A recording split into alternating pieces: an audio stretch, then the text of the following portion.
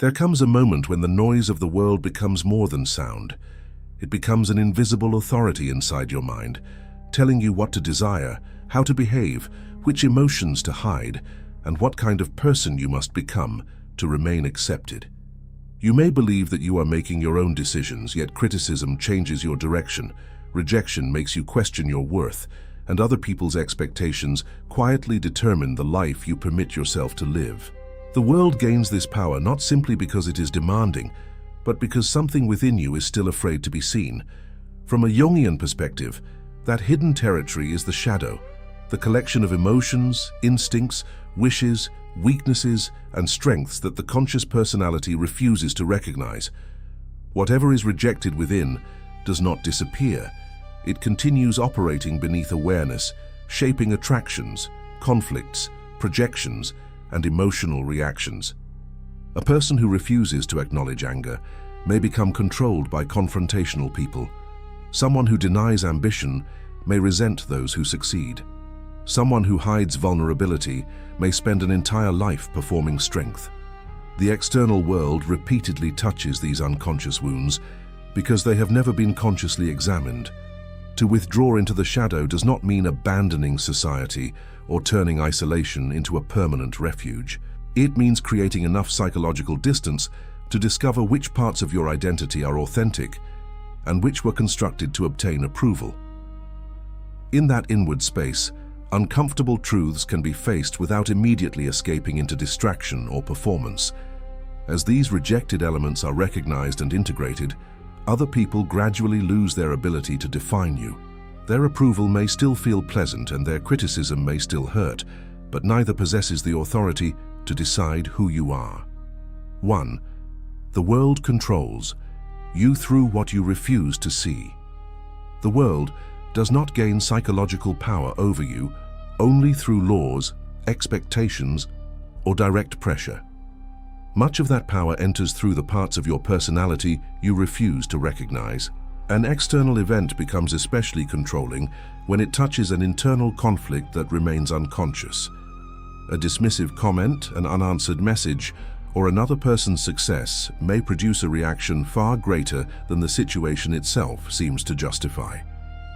The intensity comes from something older and deeper, an emotion, desire, or fear that has been excluded from the identity you consciously accept.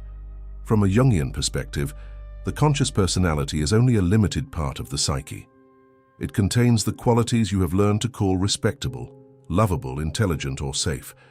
Everything that contradicts this preferred image is pushed toward the shadow. Anger may be rejected because you were taught that disagreement threatens relationships. Ambition may be hidden because wanting recognition was considered selfish. Vulnerability may be concealed because revealing uncertainty once resulted in humiliation. These qualities disappear from your self-description, but they do not disappear from your psychological life. What remains unconscious cannot be examined, questioned, or deliberately directed. It continues to influence your choices without announcing itself. You may believe that you are avoiding conflict because you are peaceful when you are actually terrified of disapproval. You may call yourself modest while secretly fearing the responsibility that comes with becoming visible. You may describe a relationship as loyalty while remaining trapped by a fear of separation. The shadow often hides behind socially acceptable explanations, allowing unconscious motives to appear like conscious principles. This is how external approval becomes a form of control. If you cannot admit that you want recognition, you cannot understand why being ignored affects you so deeply. Instead of acknowledging the desire, you become dependent on small signals from other people, compliments, invitations, attention, agreement, and reassurance. Your emotional stability begins to move according to their responses. Because the underlying need remains unrecognized, you cannot negotiate with it. You can only obey it while insisting that it does not exist. The same mechanism operates through criticism. A judgment has unusual power when it resembles something you already suspect but refuse to confront. If you have buried your uncertainty, a single criticism can feel like a complete exposure of your inadequacy. The mind then reacts defensively, perhaps through anger, withdrawal, excessive explanation, or relentless attempts to prove the critic wrong. What appears to be a conflict with another person is partly a conflict between your conscious self-image and the disowned knowledge beneath it. Other people also gain power through projection. The psyche tends to place its unrecognized qualities onto external figures, making them appear to possess everything you deny within yourself. You may see confidence in someone else as arrogance because your own assertiveness has been suppressed. You may become fascinated by a rebellious person because you have never permitted yourself to challenge expectations. You may condemn another person's desire for attention while secretly longing to be noticed. The emotional charge reveals that you are responding not only to the person before you, but also to an unrecognized part of yourself. Projection distorts relationships because it prevents you from seeing people in proportion. Some individuals become larger than life, carrying qualities you believe are absent from you. Others become symbols of everything you fear or reject. You may admire someone so intensely that you surrender your judgment, or dislike someone so strongly that their smallest action becomes unbearable. In either case, your perception has been captured by unconscious material. The person gains psychological influence because they are carrying a fragment of your own personality that you have not yet claimed. The world can also control you by repeatedly provoking the role you learn to perform. If your identity is organized around being agreeable, people can influence you by suggesting that refusal would make you difficult. If you must always appear capable, they can control you by questioning your competence. If your value depends on being needed, they can keep you attached by constantly presenting problems for you to solve. These strategies work because they threaten the image that your conscious personality is struggling to preserve. Seeing the shadow does not mean acting on every impulse or treating every hidden emotion as a command. Recognition is different from surrender. To acknowledge anger is not to become destructive. It is to understand where your boundaries have been violated. To recognize envy is not to justify hostility. It is to examine what another person's life reveals about your neglected desires. To admit fear is not to accept permanent helplessness. It is to identify the threat that has been silently organizing your behavior. Conscious awareness creates the possibility of choice where automatic reaction once existed. As the rejected parts of the personality become visible, the external world loses some of its exaggerated authority. Criticism becomes information rather than a verdict on your identity. Approval becomes welcome but no longer essential for psychological stability. Other people can still influence you, disappoint you, and reveal your limitations, but they no longer control you through emotions you refuse to name. The world's greatest power often depends on your inner blindness. When you begin to see what has been hidden, that power returns to the place where it belongs: conscious judgment. 2. Your persona makes you dependent on other people's approval. The persona in Jungian psychology is the social identity you present to the world. It contains the behaviors, attitudes, and qualities that allow you to participate in family life, friendships, work, and society. Developing a persona is not inherently false or unhealthy. Every person needs a way to relate to different social environments. The problem begins when you forget that the persona is only one part of you and start treating it as your entire identity. From that moment, protecting the image becomes more important than understanding the person behind it. The persona is usually constructed from the reactions you received while growing up. Certain behaviors brought affection, praise, inclusion, or security, while others produced criticism, embarrassment, or distance. Gradually, you learned which version of yourself was most likely to be accepted. Perhaps you became the responsible person who never needed assistance, the agreeable person who avoided disagreement, or the entertaining person who kept every interaction pleasant. These roles may have begun as useful adaptations, but repeated long enough, they can become psychological obligations. Once your identity is attached to a particular role, approval begins to function as evidence that the role is still working. Compliments confirm that you are being sufficiently intelligent, kind, strong, calm, or successful. Silence creates uncertainty because you do not know whether the performance has been accepted. Criticism becomes especially threatening because it does not feel like disagreement with one behavior. It feels like rejection of the identity that has protected you. You begin monitoring other people's responses because those responses tell you whether your social self is safe. This dependence can be difficult to recognize because it often disguises itself as consideration. You may tell yourself that you are simply attentive to other people's feelings, while continually changing your opinions to prevent disapproval. You may describe yourself as adaptable while becoming a different person in every environment. You may believe that you are generous while privately feeling exhausted and resentful whenever someone asks for more. The outward behavior may appear admirable, but the hidden motive is frequently fear. If the performance ends, acceptance may disappear with it. A person identified with the persona becomes highly sensitive to the emotional atmosphere around them. A delayed response, a change in someone's tone, or an ambiguous expression can provoke hours of interpretation. Instead of asking what they genuinely think or feel, they ask what response will restore approval. Their attention remains directed outward, constantly reading the room for signs of acceptance or exclusion.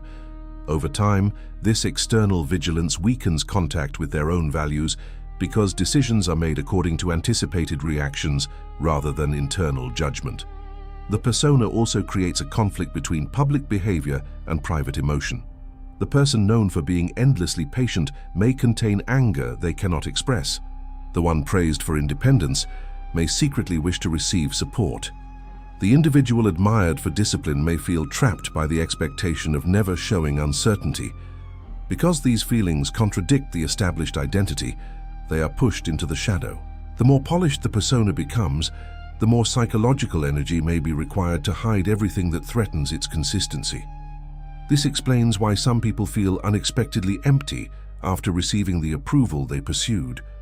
The recognition is directed toward the image they presented, not necessarily toward the complexity of who they are. Praise can therefore produce a strange distance rather than genuine connection. The person may wonder whether they would still be accepted if they stopped being useful, impressive, agreeable, or emotionally controlled. Approval becomes abundant, yet it cannot provide security because it depends on the continuation of a carefully maintained role. Relationships shaped primarily by the persona can become unbalanced. Other people learn to expect the qualities you consistently display and may react with confusion when you behave differently. If you have always agreed, a boundary may be interpreted as hostility. If you have always solved every problem, asking for assistance may surprise those around you. Their reaction can tempt you to return immediately to the familiar role. In this way, the social environment unintentionally reinforces the persona, while your fear of disappointing others prevents the relationship from adapting to a more complete version of you. Loosening identification with the persona does not require rejecting social responsibility or expressing every private thought without consideration. It means recognizing the difference between conscious social behavior and unconscious performance. You can choose patience without denying anger, offer support without making usefulness the foundation of your worth, and listen to criticism without accepting it as a final definition of your character. The persona remains a practical instrument, but it no longer has authority over the entire personality. As this distinction becomes clearer, approval loses its role as proof of your right to exist as yourself. You can appreciate recognition without reorganizing your identity to obtain it. You can tolerate misunderstanding without immediately abandoning your position, and you can disappoint someone without concluding that you have become unworthy of connection. The goal is not to become indifferent to everyone's opinion, but to stop allowing those opinions to determine which parts of you are permitted to appear. When the persona becomes a tool rather than a prison, relationships can be based on genuine participation instead of continuous performance. 3. Withdrawal interrupts the power of collective expectations. Collective expectations rarely announce themselves as commands. They are absorbed through repeated messages about what a respectable life should look like, which ambitions deserve admiration when success must occur, and which emotions should remain hidden. Because these standards are shared by many people, they can appear objective and unquestionable. You may therefore follow them without recognizing that you have made a choice. What feels like personal desire may actually be the internalized voice of family, culture, institutions, or the social environment surrounding you. Continuous participation in the collective makes these influences difficult to detect. When you are constantly exposed to the same opinions, comparisons, and definitions of success, there is little psychological distance from which to examine them. A belief repeated by everyone around you begins to feel like a fact about reality. You may pursue a goal not because it carries personal meaning, but because failing to pursue it would make you feel inferior, irresponsible, or strange. The collective does not need to force obedience when its judgments have already become part of your internal dialogue. Temporary withdrawal interrupts this repetition. By stepping away from constant social stimulation, you create a space in which automatic assumptions can become visible. Silence removes some of the immediate pressure to respond, agree, explain, and perform. Without an audience, you can observe which desires continue to matter and which lose their urgency. This distance does not instantly reveal a pure or unquestionable inner truth, but it allows you to notice how much of your behavior was organized around being seen in a particular way. The first experience of withdrawal may be uncomfortable because collective expectations often provide structure. Social roles tell you how to behave, what to value, and how to measure your progress. When those instructions temporarily disappear, uncertainty emerges. You may not immediately know what you want without comparison, praise, or competition. This confusion is psychologically significant. It reveals that the collective may have been supplying answers to questions you had never examined independently. In that silence, thoughts that were previously covered by activity can rise into awareness. You may recognize resentment toward responsibilities you accepted automatically, grief over possibilities you abandoned, or relief at no longer needing to maintain a certain image. These reactions are not necessarily instructions to reject your entire life. They are evidence that parts of the personality were excluded from the decisions shaping it. Withdrawal gives those neglected parts enough room to become psychologically audible. Jungian individuation requires this encounter with the difference between collective identity and individual character. Individuation does not mean becoming isolated, superior, or opposed to society. It means developing a personality capable of relating to the collective without being completely absorbed by it. A person who has not examined social expectations can only conform to them or rebel against them automatically. Both reactions remain controlled by the same external authority because neither is grounded in conscious evaluation. Genuine withdrawal therefore differs from avoidance. Avoidance attempts to escape situations that provoke discomfort while leaving the underlying conflict untouched. Conscious withdrawal remains connected to a psychological question: which beliefs are truly mine and which have I adopted to preserve belonging? Its purpose is not to disappear indefinitely, but to observe the forces operating within the personality. Without that reflective intention, isolation can simply become another role, the misunderstood outsider who defines themselves through opposition to everyone else. Collective expectations often become most visible when you imagine violating them.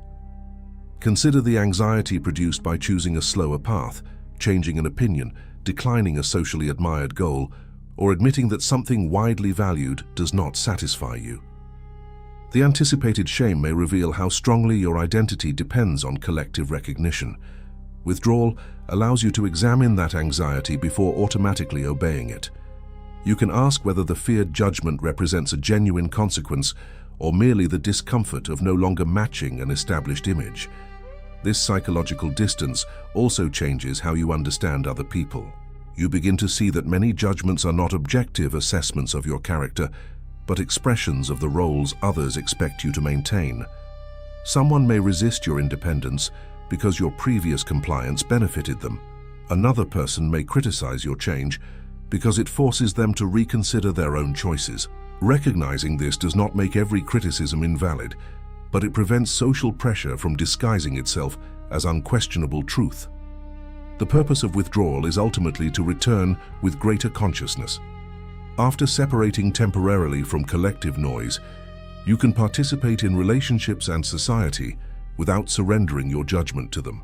You may still choose conventional responsibilities, shared values, and familiar forms of life, but now those choices contain more personal consent. Collective expectations lose their unconscious power when they become visible enough to be accepted, modified, or refused deliberately. The world continues speaking, but its voice is no longer automatically mistaken for your own. 4. The shadow reveals. Why certain people have power over you.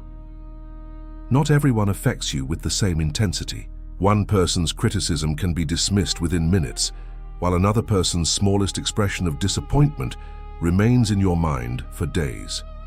Some individuals provoke immediate anger, admiration, fear, or the desire to impress them, even when you barely know them.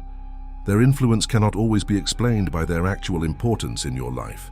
Often, they have touched something in your personality that remains unconscious, making the encounter psychologically larger than the person themselves. From a Jungian perspective, the shadow contains more than qualities considered negative. It also contains strengths, desires, abilities, and forms of confidence that were excluded because they threatened your accepted identity.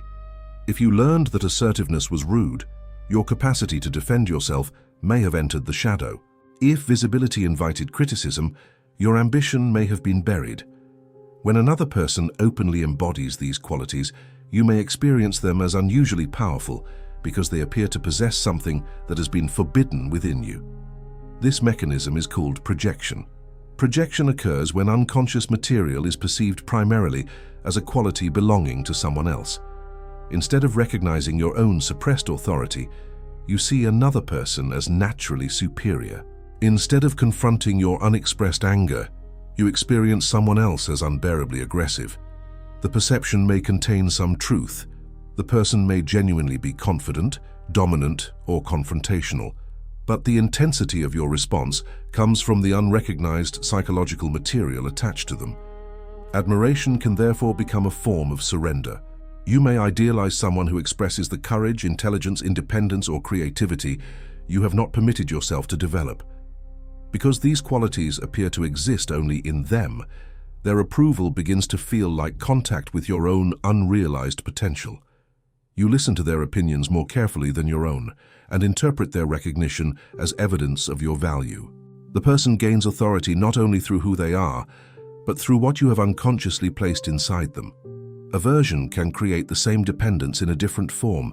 Someone you strongly dislike can occupy your thoughts as completely as someone you admire. Their behavior becomes a constant reference point, and your emotional state changes according to what they say or do. You may insist that you are nothing like them, yet the intensity of your rejection suggests that they represent something psychologically important. They may be expressing a trait you possess in a different form or a quality you fear others might discover in you. The people who repeatedly violate your boundaries may also gain power through shadow dynamics. If anger has been excluded from your conscious identity, you may notice disrespect but struggle to respond to it. You might explain away the behavior, remain polite, or wait for the other person to recognize the problem voluntarily. Your suppressed anger then appears externally in the person who acts without restraint. They occupy the aggressive position while you remain trapped in the role of patience, allowing the relationship to express a conflict that already exists within your personality. This does not mean that every harmful interaction is imaginary or that projection makes another person's behavior acceptable. Some people possess genuine authority, use pressure, or behave irresponsibly. Shadow work should never be used to blame yourself for another person's choices. Its purpose is to distinguish objective influence from the additional psychological power created by unconscious fear, idealization, or dependency. Recognizing projection helps you evaluate the relationship more accurately, not excuse what should be confronted. A useful sign of projection is emotional disproportion. When your reaction greatly exceeds the immediate event, the situation may have activated material from earlier experiences or from the shadow. The question is not simply, what did this person do, but also, what do they represent to me? They may represent judgment, abandonment, freedom, success, authority, or a form of confidence you have never claimed. Naming the symbol begins to separate the actual person from the psychological meaning assigned to them. Withdrawing the projection does not require denying the other person's qualities. It means recognizing that your perception has been carrying more than the available evidence. The confidence you admire may point toward confidence you can develop. The selfishness you condemn may contain a distorted reflection of your difficulty prioritizing your own needs. The authority you fear may reveal your undeveloped capacity to disagree. What seemed to belong entirely to the other person becomes information about the neglected structure of your own personality. As these shadow qualities are consciously integrated, certain people begin to appear in more realistic proportions. They may remain impressive, difficult, or influential, but they are no longer surrounded by the same psychological magnitude. You can admire without submitting, disagree without becoming consumed, and establish boundaries without needing to transform the other person into an enemy. Their power decreases because they are no longer carrying the qualities you refuse to recognize in yourself. What was projected outward is gradually reclaimed as part of your own inner life. 5. Accepting the shadow ends the need to defend an image. A carefully defended image depends on the belief that certain qualities must never be associated with you. You may need to appear consistently intelligent, generous, calm, independent, or morally correct, because the opposite qualities feel psychologically unacceptable. A mistake then becomes more than an error. It threatens to reveal a version of yourself you have worked hard to deny. Much of defensiveness begins in this division between the acceptable identity displayed to the world and the disowned personality hidden beneath it. When someone questions that identity, the psyche often reacts before conscious reflection is possible. You may explain yourself excessively, search for evidence that proves your innocence, attack the credibility of the critic, or replay the conversation while imagining a better response. The goal is not merely to clarify what happened. It is to restore the preferred image of who you believe you must be. The stronger the identification with that image, the more threatening even a limited criticism can feel. Shadow acceptance interrupts this reaction by making room for psychological contradiction. You can be thoughtful and still misunderstand a situation. You can be generous and occasionally act from self-interest. You can value honesty while recognizing moments when fear influenced what you revealed. Accepting these contradictions does not destroy character or excuse irresponsible behavior. It replaces the fantasy of personal purity with a more accurate understanding of human complexity. This acceptance creates the possibility of genuine responsibility. A person committed to appearing innocent must use enormous energy denying, minimizing, or transferring blame. A person who can tolerate awareness of their shadow can examine a mistake without experiencing it as the collapse of their entire identity. They can ask what motivated the behavior, acknowledge its consequences, and make a correction. Responsibility becomes possible precisely because imperfection no longer has to be concealed. The need to win every disagreement also begins to weaken. When the self-image is rigid, losing an argument may feel like losing authority, intelligence, or worth. The conversation becomes a defense of identity rather than an examination of reality.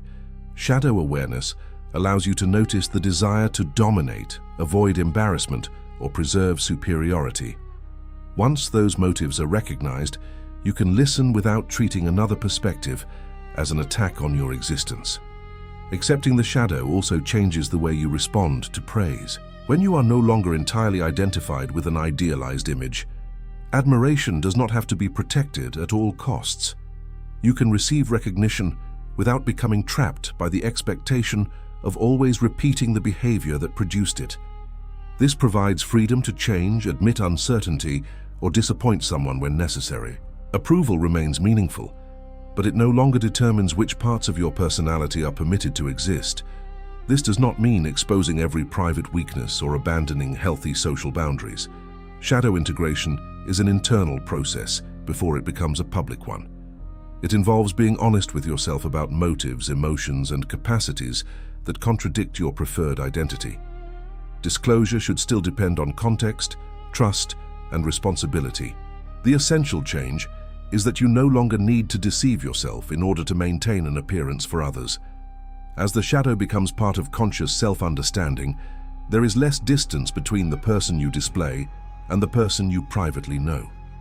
Criticism can be evaluated instead of automatically resisted, while praise can be appreciated without becoming a psychological obligation.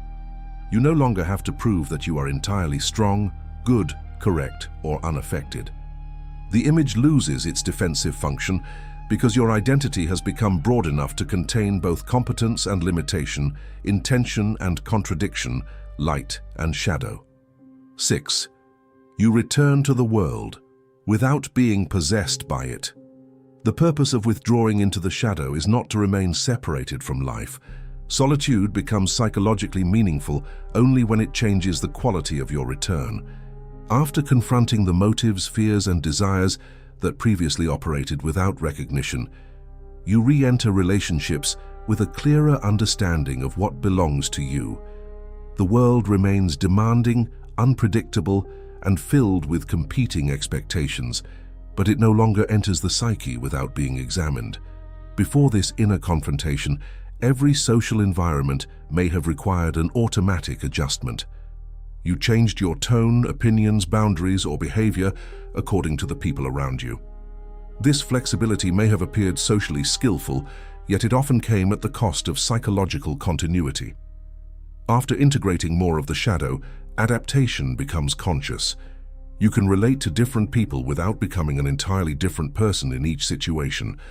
Other people's opinions also begin to assume a more realistic size. Approval can still be pleasant, and criticism can still create discomfort, but neither response becomes a complete definition of who you are. You can examine praise without becoming dependent on repeating the behavior that produced it. You can listen to criticism without immediately accepting or rejecting it. The judgment of others becomes information to consider, rather than an authority that automatically reorganizes your identity. This change is especially visible in conflict. A person possessed by the social world often experiences disagreement as a threat to belonging. They may submit to preserve acceptance or become excessively defensive to protect their image.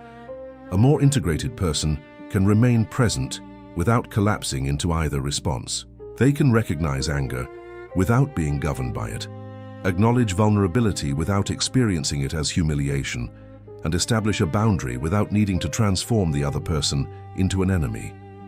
Relationships consequently become less theatrical. You no longer need to perform constant strength so that others will respect you, endless generosity so that they will need you, or permanent agreement so that they will remain close. These behaviors can still be chosen when they express genuine values, but they are no longer compulsory strategies for securing acceptance. People begin encountering a personality rather than a carefully maintained role. Returning without being possessed also changes your relationship with collective definitions of success. You may still pursue recognition, achievement, security, and social contribution, but these aims are evaluated according to their actual meaning in your life. You become more capable of distinguishing a genuine ambition from a desire adopted through comparison. Success stops functioning as evidence that you deserve respect, while failure stops functioning as proof that your identity has collapsed. The integrated shadow also reduces the need to organize life around opposition. Freedom does not require rejecting every convention or distrusting every group. Automatic rebellion can be another form of possession because the collective still determines your behavior. You simply do the opposite of what it expects. Psychological independence appears when you can accept, modify, or reject an expectation according to conscious judgment rather than fear, obedience, or reflexive resistance. This independence is not emotional numbness. Becoming less controlled by the world does not mean becoming incapable of attachment, concern, disappointment, or grief. It means experiencing emotions without allowing them to make every decision on your behalf. You can care deeply about a relationship while recognizing when fear is distorting your behavior. You can value belonging without sacrificing every difference that makes your participation genuine.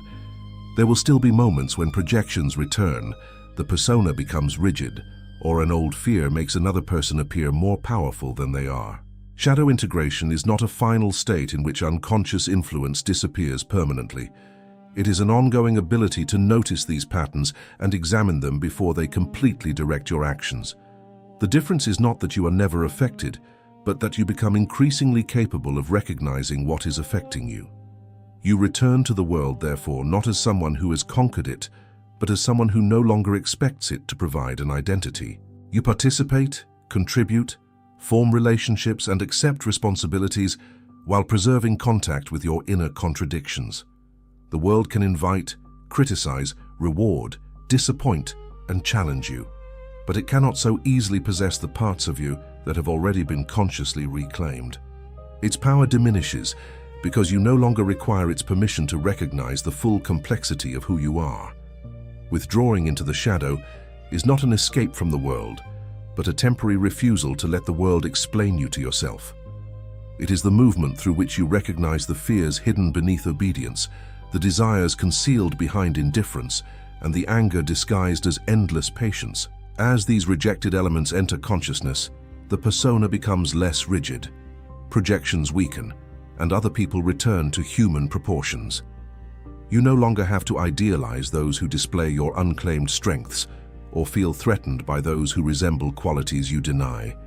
What once controlled you from outside is gradually recognized as an unresolved conflict within. The world does not lose its power because you stop caring about people or become unreachable. It loses its excessive power because approval is no longer the foundation of your identity. Criticism is no longer treated as a final verdict, and collective expectations are no longer confused with your own voice.